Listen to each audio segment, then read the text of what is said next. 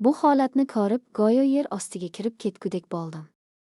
Qaysi ko'z bilan qarashimni bilmadim. Kelinimning yonida begona bir yigit juda yaqin o'tiribdi.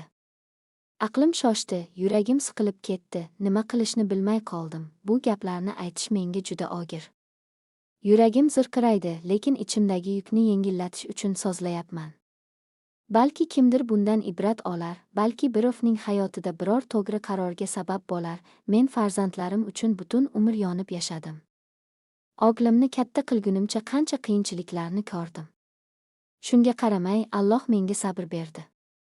Nihoyat o'g'limni uylantirdim. O'sha kuni ko'z yoshlarimni tiya olmadim, quvonchimdan yig'ladim. Uyimizga kelin tushdi, endi xonadonimiz yanada fayzli bo'ladi, deb niyat qildim. Kelinimiz chiroyli, odobli ko'rinardi. Dastlab uni o'z qizimdek qabul qildim. Ovqat pishirishni, uy yumushlarini o'rgatdim. Onajon deb chaqirganda yuragim yayrab ketardi. Ammo hayotimdagi eng og'ir zarba kutilmaganda keldi. Bir kuni uyda hech kim yo'q edi. O'g'lim ishda, erim safarda. Men esa bozordan odatdagidan ertaroq qaytdim. Uyga yaqinlashsam, eshik yarim ochiq. Ichimga gulgula tushdi. Ichkariga kirib qarasam, ko'zlarimga ishonmadim. Kelinim boshqa bir yigit bilan yonma-yon o'tirardi. Ularning qarashlari, kulgisi hammasini oshkor qilib turardi. O'sha paytda tomirlarim muzlab ketgandek bo'ldi. Qo'limdagi sumka yerga tushib ketdi. Ular menga qarab qotib qolishdi. Qanchalik jahlim chiqsa ham, o'zimni zo'rga tutdim. Ey Allohim, bu qanday sinov deb ichimdan yig'ladim. Kelinimga qattiq tikildimda, titroq ovozda, sen nima qilyapsan? O'g'limning uyini nega buzayapsan? Dedim. Kelinim boshini egdi, ko'z yoshlar yuziga oqib tushdi. Haligi yigit esa shoshilib tashqariga chiqib ketdi. Men javob kutdim, lekin u jim qoldi. O'sha kecha ko'zimga uyqu kelmadi.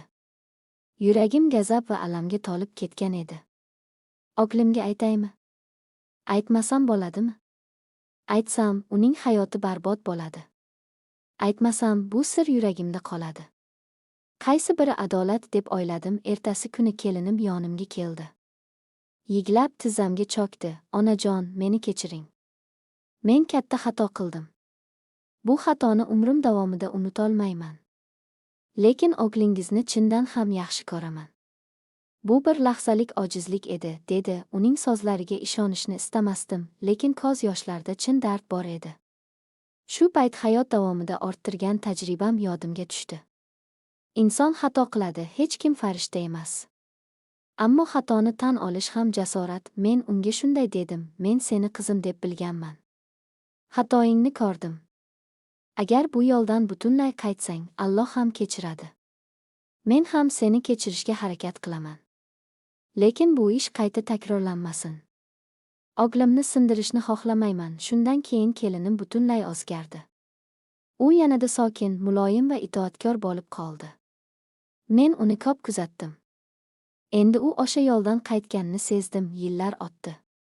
Bu voqeani yuragimda saqlab keldim.